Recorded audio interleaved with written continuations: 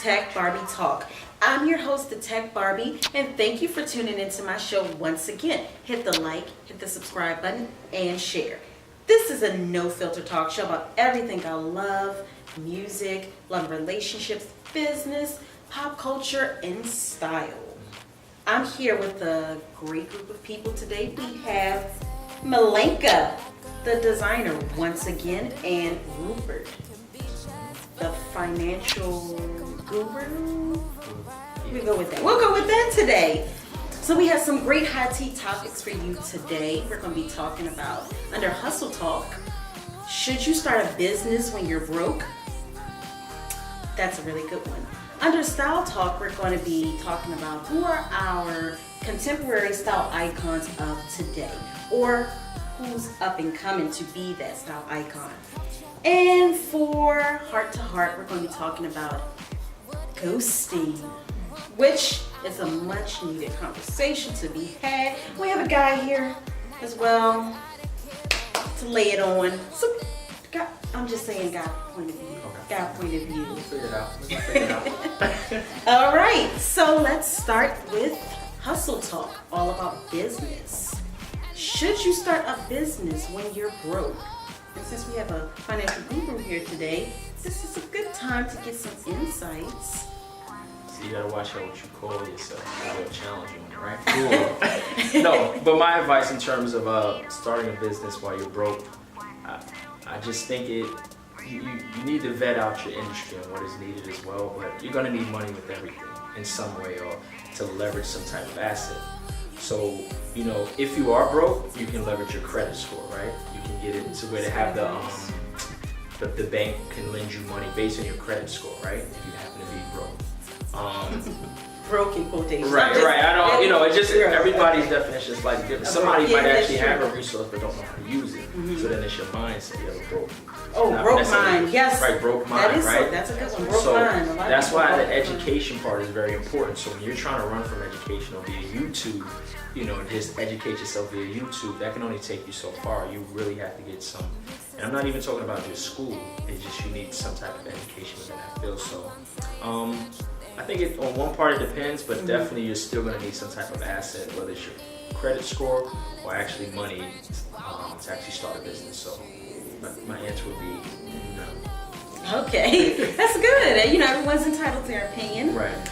So I'm a dreamer. This is a very tough question for lots of people, because I know lots of people are really trying to figure out, they have an idea, they have something they believe in, but they don't necessarily have the finances, or they don't come from the background to get the finances. Now, we all know in business, they have this thing called family and friends round. Now, let's hear the crickets. Yeah. Chirp, chirp. We need a cricket sound. Chirp. Because for some people, where's the family and friends around? Like, how you get money? How are you gonna get that? So I feel like that in itself is built for a certain income level, because a family and friends around, even for crowdfunding, people get so, caught up in crowdfunding, but, they have you promoting it to your social media following. So again, that's that same pool of people. You need to literally reach a pool of people who are not, that I feel like you have a better chance. Yeah, not in your circle. You have a better chance. But I feel like, it's a hard decision, but it comes down to passion. Yeah. Is this something you really believe in? Is this something that you see, sweating through, starving through, not literally starving, sacrificing. Are you willing to sacrifice for this idea, this business? If you're not, you should wait until you get some loans from the bank or something to start a business, if you're just business for play. But if you are dedicated to your business, to your idea, but you can't find people to invest in, I wouldn't say you should not weigh all your options, but I wouldn't say don't start your business and waiting around for other people to believe in your brand.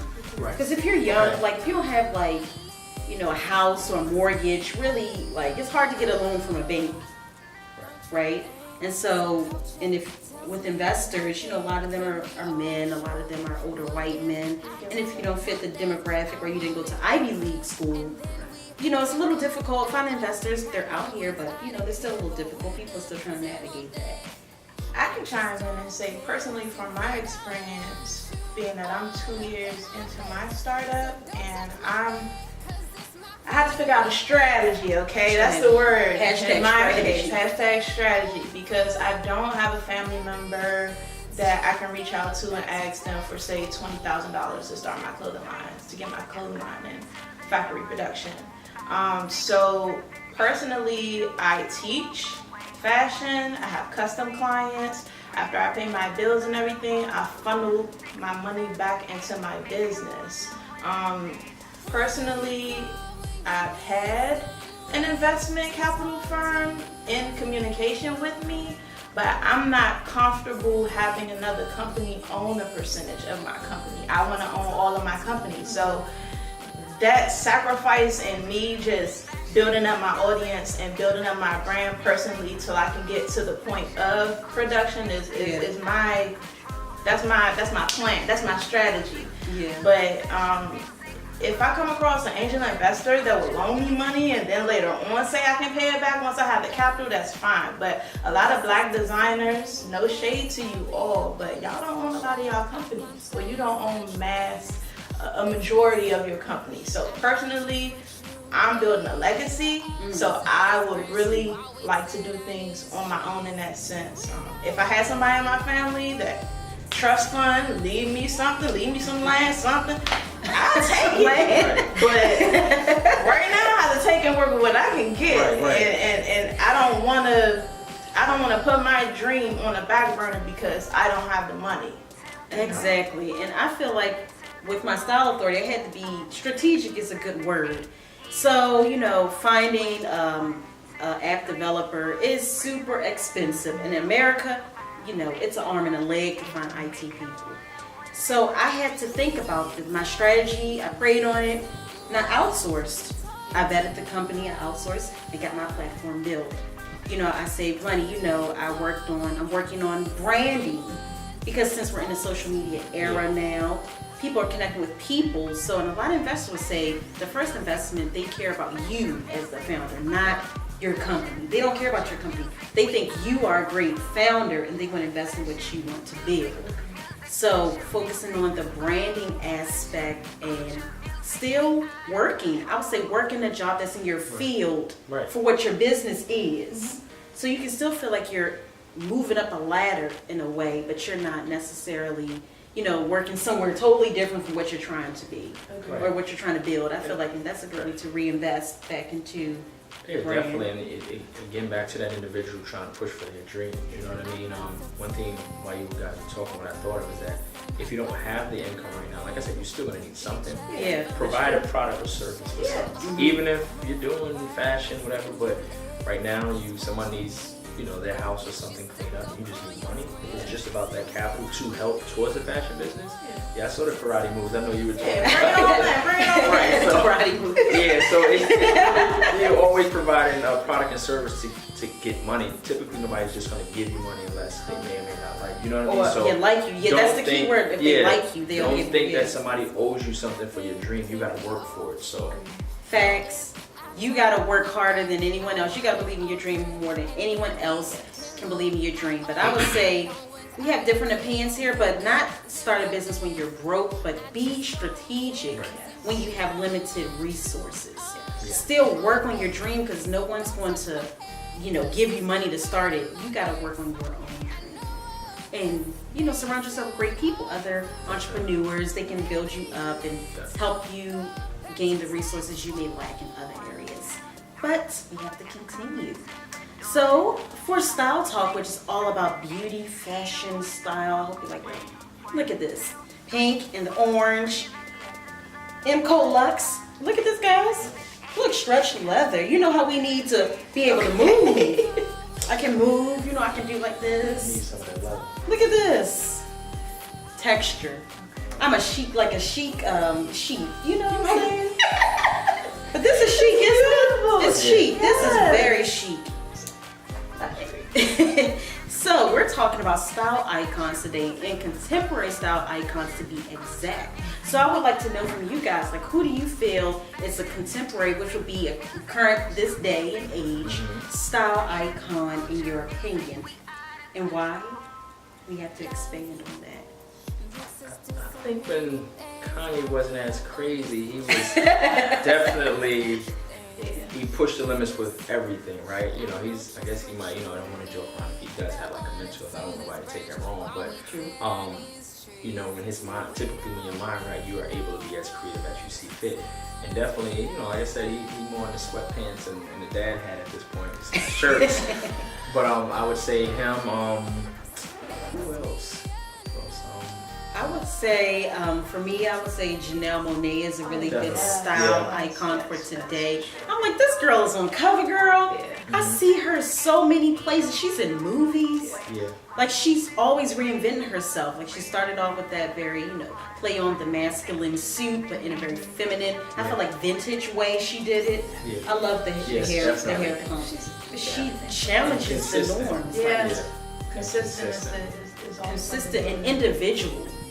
Like, it's like no one else. When I see Janelle Monáe, I know that's Janelle Monáe. I don't think that's anyone else. Right. Like, she's really identified a set style. I really think that she is a style icon, and she's always in something with her brand. Like, always. I have 3. Don't judge. It's just off the top of my head. Like Claire Summers. We all know Claire Summers if you follow Fashion Bomb Daily or The Bomb Life. Like, to me, she's our modern day. Just who you go to for fashion. Like, we trust her eye, we trust her vision, we trust her brand. I also think Rihanna. Yes. Rihanna, because she does whatever she wants to do, and she has no Unapologetic. regard. Yeah. And all confidence. So Claire Summers, Rihanna, And Rihanna is like one of the only people who wore that can show the nipples, and people think it's chic. It's so cute. She can show her nipples, but see, it's not just that she. Like, some people get that sheer, because I saw that those sheer outfits with the jewels. A lot of people wore it, but it didn't look as classy on some people. But it's the head to toe. Everything. It's the head to toe. She makes everything. It was very like what 20s, very 20s. And Yeah. I'm talking about. It was at a red carpet. It was one of those red carpets. My bad. She did show nipples in the wild video too. If I'm not mistaken. Yeah, but she's one of the people who can show their nipples. And,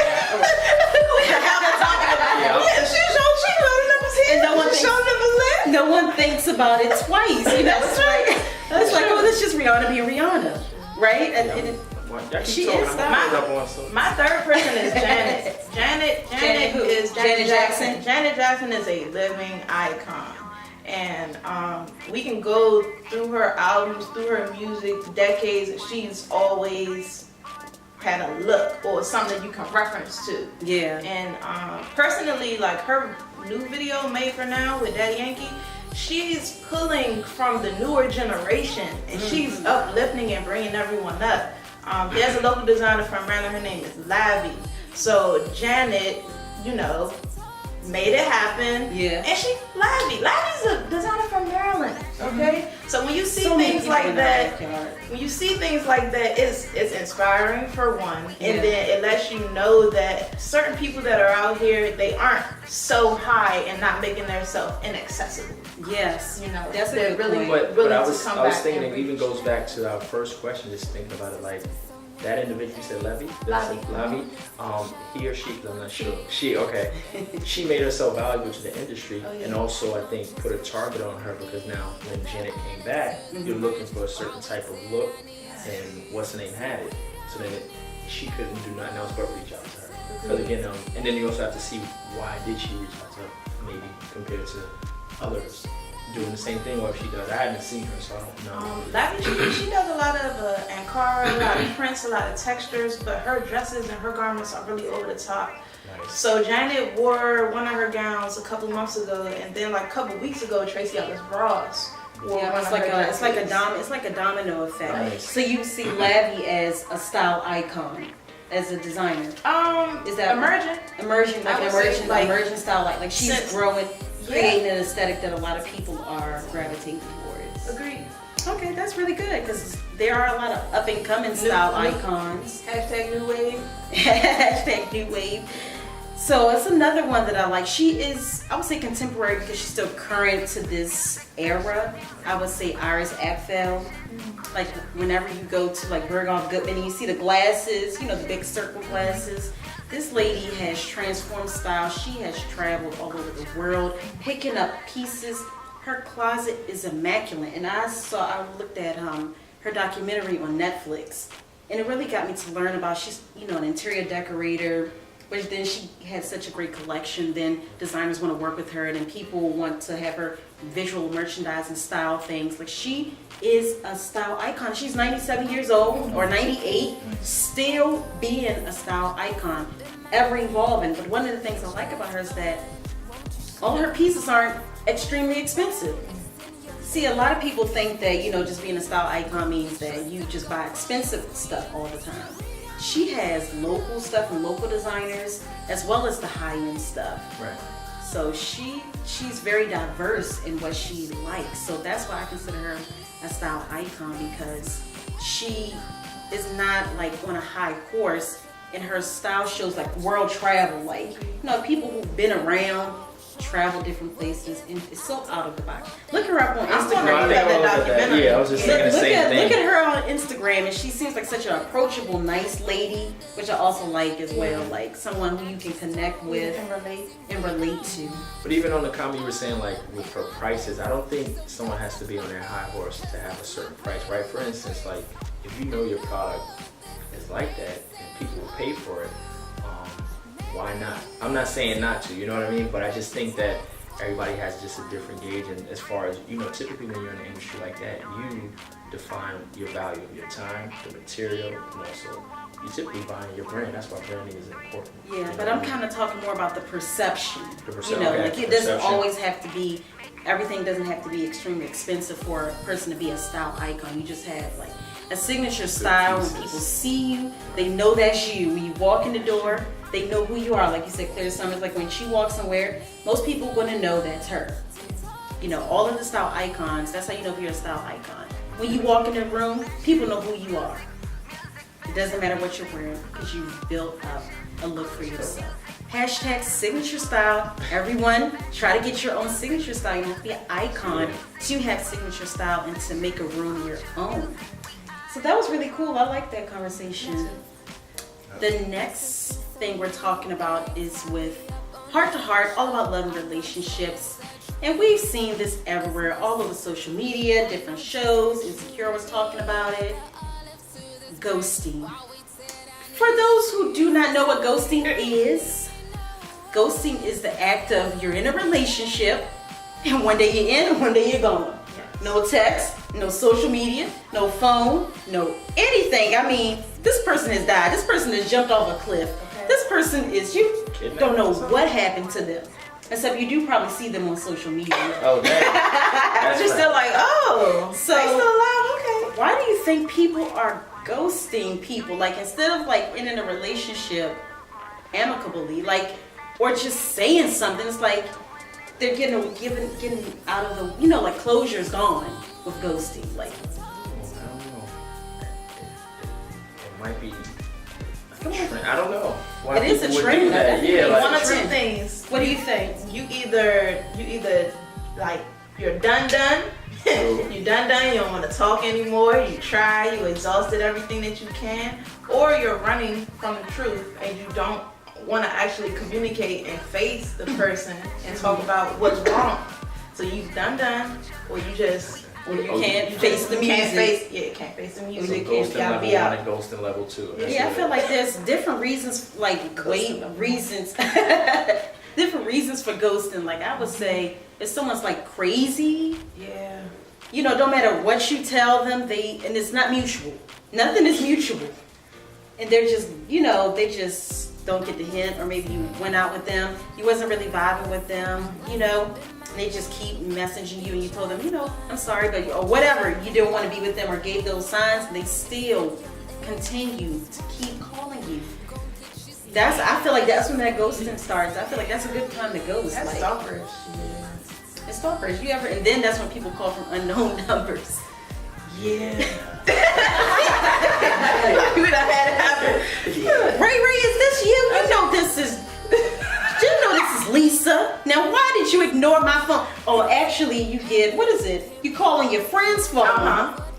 You know, you can block people nowadays, so you gotta call from another phone. Or even better, how about we create a fake account? People go. Oh yeah. When people get ghosted, they go insane. If it was the 90s, because they feel so denied and they feel so like, I feel like they feel so thrown away that they go insane with the thought of being ghosted. If it was the 90s, you would have been on the phone, and then that one friend called another friend, don't know that other friend on three-way with the phone on mute. Like, I don't understand why they know this a little too well. I got to get it. He said you know this a little too well. I've ghosted on people before. Sometimes it's appropriate though. Yeah. Like, I'm gonna be honest. It was so funny on Insecure. I really like that show because it's so real. It's so real in how people behave, and she doesn't hold back and try to paint a pretty picture.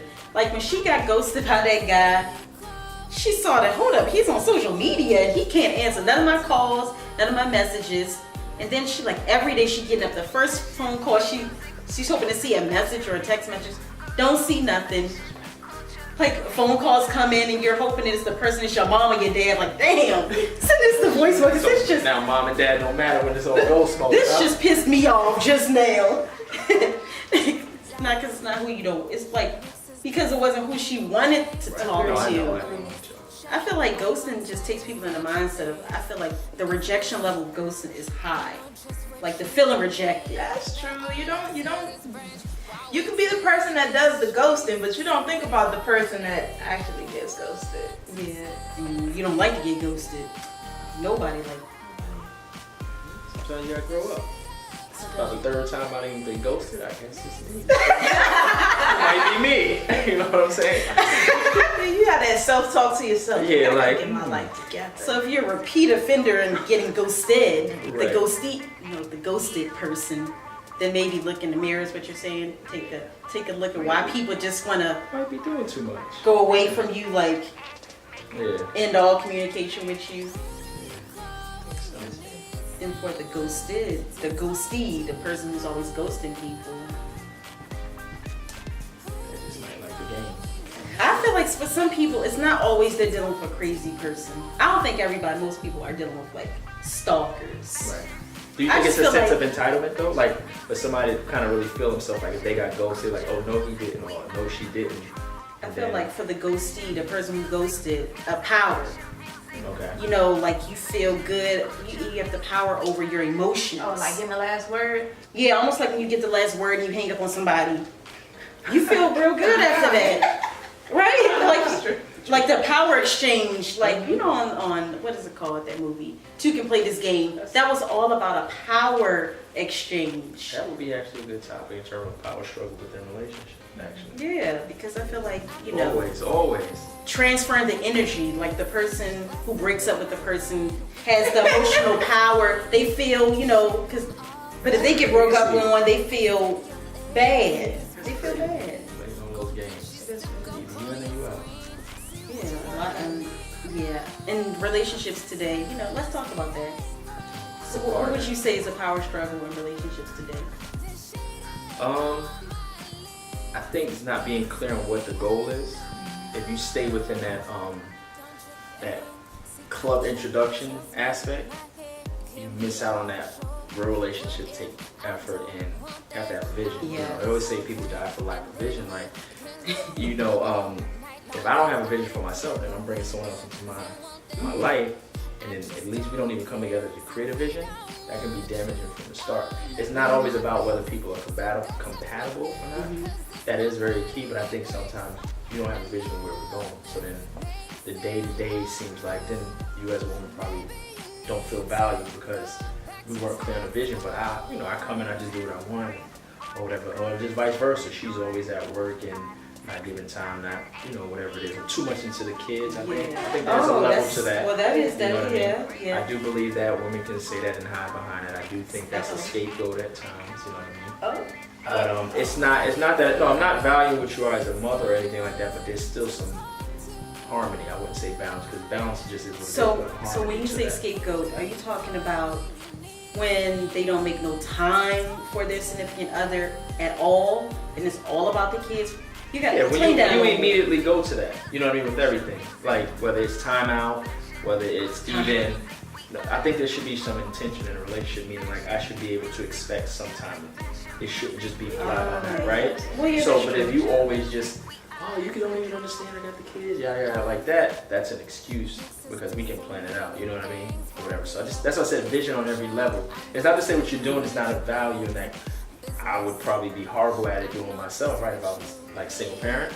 I'm just saying that in that whole, if we are a couple, you know, and we're doing stuff like yeah. So have you ever thought about kind of like that Freaky Friday type situation?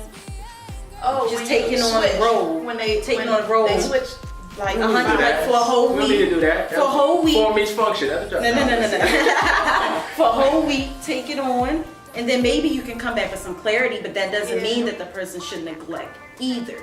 But then there can be more clarity in the daily day-to-day struggles. Right. Vice versa, even for the woman to manage. I think couples should get out of the reality of living what TV is. Really sit down and have a conversation and say, let's create what we want. You know, we might take something from here to there, but let's create, because then we both start living from that TV aspect, and I'm expecting you to be her, and you expect me to be him, and that's not, I'm not even that guy. There's a lot of things he got, I don't got, he got more money, more, you know, better looks, whatever it is, but bottom line, have a vision, have a goal for us. Yeah, so I agree with that. to conclude this segment, we'll be saying that ghosting, just know if you do it, don't be mad if it happens to you. It's gonna hurt, it's gonna sting. Also, if you're getting ghosted a lot, look in the mirror and figure out, you know, what you might be doing is a little off, a little crazy that people don't want to deal with you. But people in relationships, most importantly, need to have vision of where they're going. If there's no vision, you're just two people wasting each other's time. Waste communication as well. So, what are some closing thoughts? Any closing thoughts? You said find your own style? Yeah. Find your own style. Okay. Be your own style icon. It's almost Halloween. Do all the ghosting you want. No. Okay. No real final closing thoughts. Just appreciate your time and your ear. You know what I mean? Okay, and mine would be you, stay you, and keep growing yourself to be where you want to be. I'm the Tech Barbie, and we're out.